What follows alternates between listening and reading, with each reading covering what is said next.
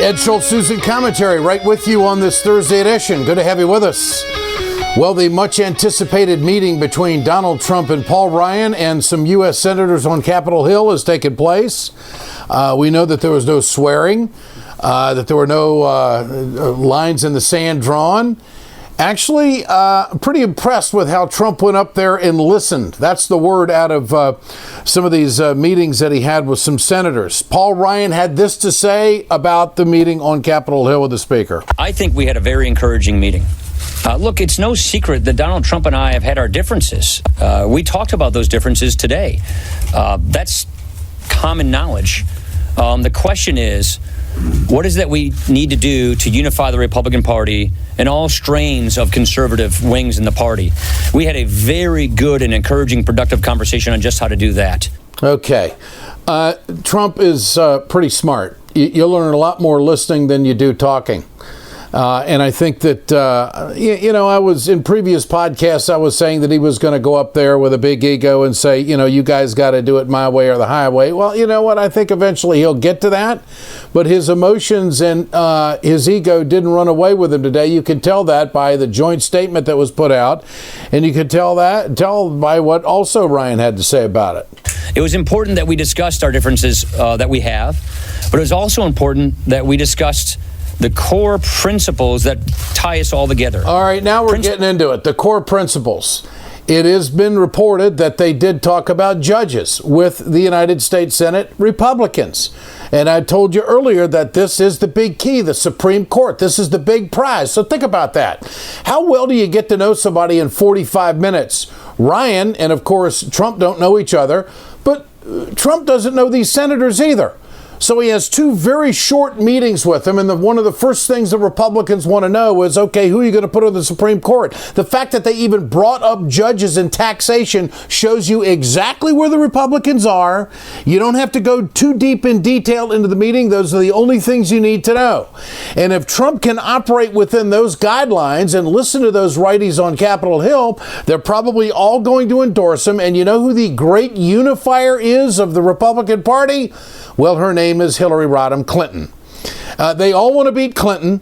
There's no question about that. I maintain the position it shouldn't be Clinton.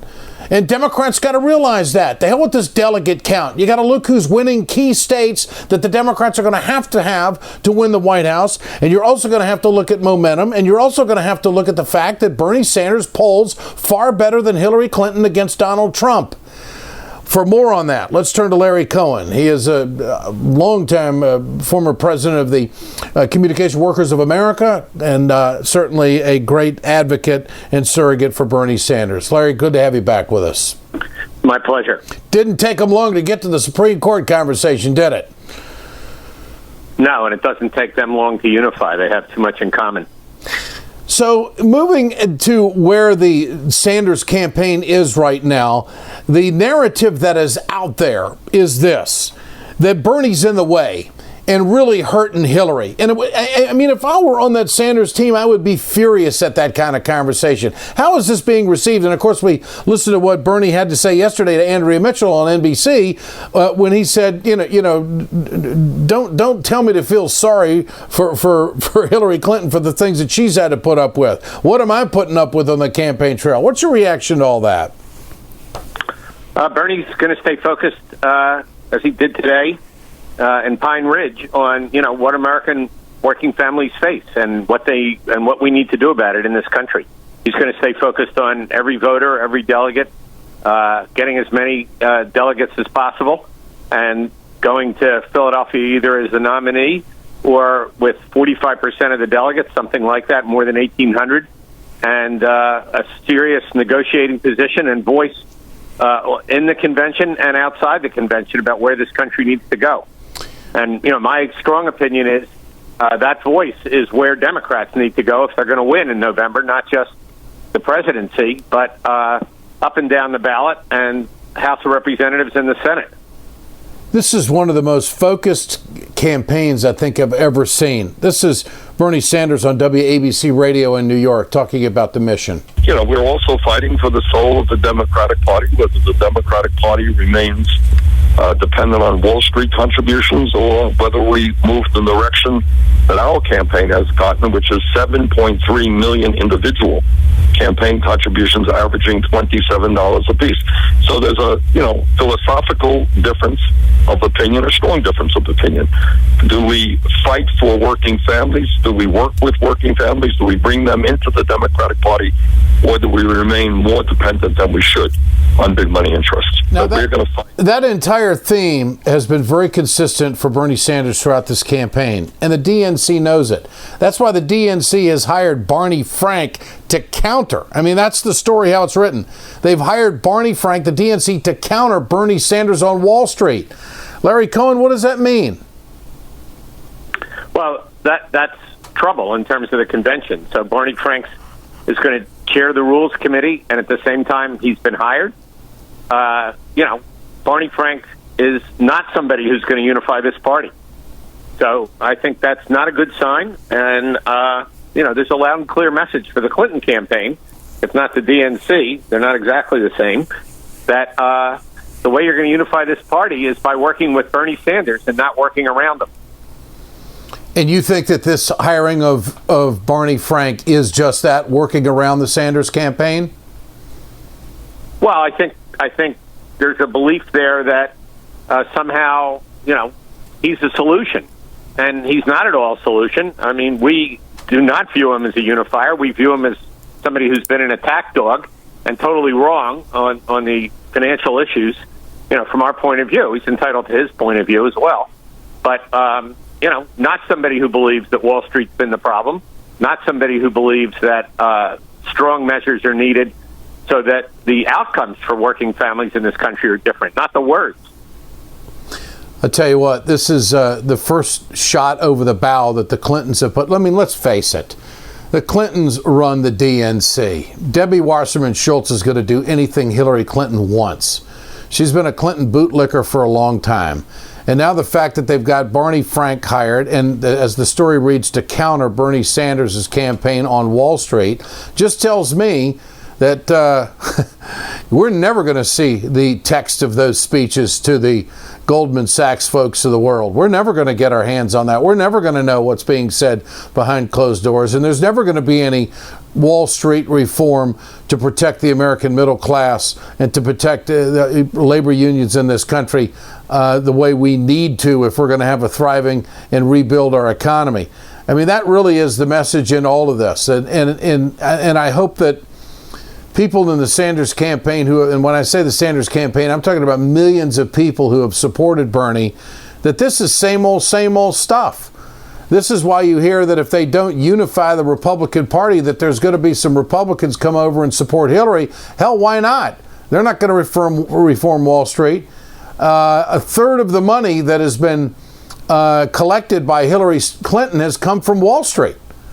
And what is also very interesting in the election the other night, the primary in West Virginia, a third of the people who voted for Bernie Sanders said that they would go to Trump.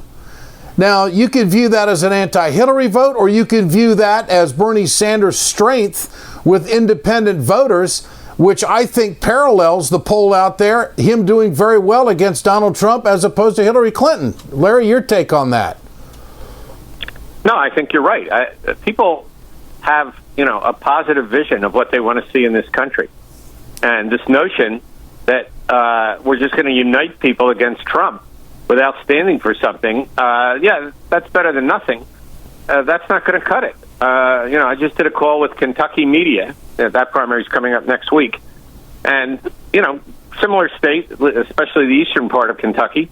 And, the question is, what is the message for people in Appalachia? What is the message for people from coal mining communities?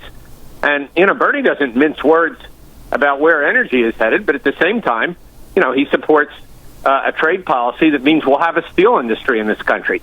And steel, runs on metallurgical coal. And also that will target transition money for infrastructure to communities that are hard hit. And, that's what people want to know. What are you going to do that means my world is going to be a better place? And it can't just be the negatives of Trump. And that's why the Barney Frank move or other things to try to undercut what people are feeling, in my view, is not where this party needs to go. 1,000 words spoken quickly by Larry Cohen. We'll talk more about it tonight on TV. It's a very important story, interesting development. Larry, great to have you with us. I appreciate it so much. Pleasure. Former Communication Workers of America President Larry Cohen, of course, he's probably the most astute spokesperson that the Sanders campaign has, and just a staunch supporter, and he's always been on the right side of issues for workers and middle-class families in this country. When we come back, more commentary. This is Ed Schultz, News and Commentary. Communication Workers of America, Alliance for American Manufacturing, BioGreen Clean, and the iSave team bring you this production. We're right back. Hey, folks, you've heard me talk about BioGreen Clean.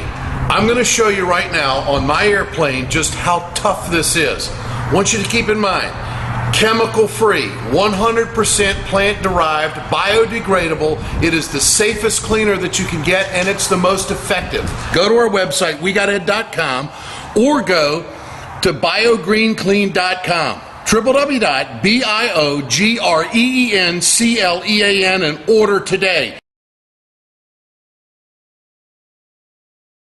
It's time to continue our conversation about mechanical insulation. Mechanical insulation is for the piping systems in our nation's commercial and industrial facilities. Facility owners are burning up billions of dollars through the lack of mechanical insulation on these piping systems. Call the iSave team. Insulation saves America valuable energy, and this team of energy conservation specialists is shovel-ready to save you money. Visit iSaveTeam.org to have a specialist give your plant an energy audit. We perpetuate a culture of crime all the way from Wall Street right down to the main street in our hometowns. It's worse than it has been since FDR took control of the problem and said we can't count on industry taking care of the American labor. They probably have already engaged into some type of criminal cover-up, and the law prohibits the government from even doing anything about it. Catch America's lawyer Mike Papantonio on YouTube at youtube.com/GoLeftTV.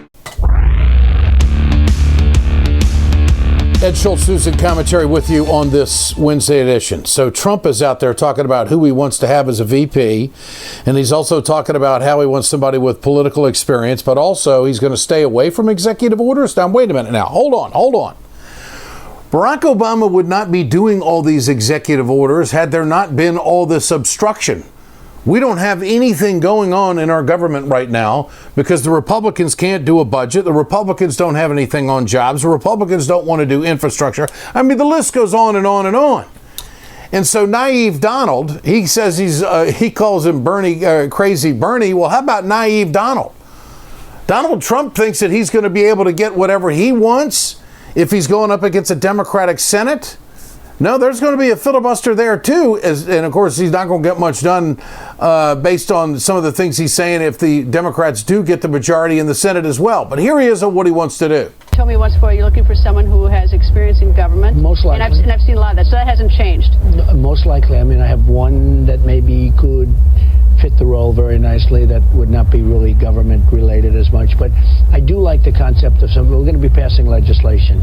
We're not going to try and do all the executive orders like Obama. He can't get anything passed, so he just keeps no executive orders? But you're not going to do executive orders? Well, we may be forced. We'll see. I mean, it depends on what. But President Obama is signing a lot of executive orders. Now, nobody ever. Okay, now this just almost makes my head explode. The Democrats need to respond to this soundbite by saying that if Donald Trump thinks that he's going to come in and run some kind of radical agenda and not be challenged, he may be in the very same position that Barack Obama has been placed in, that he may have to do executive orders if he wants to get anything done.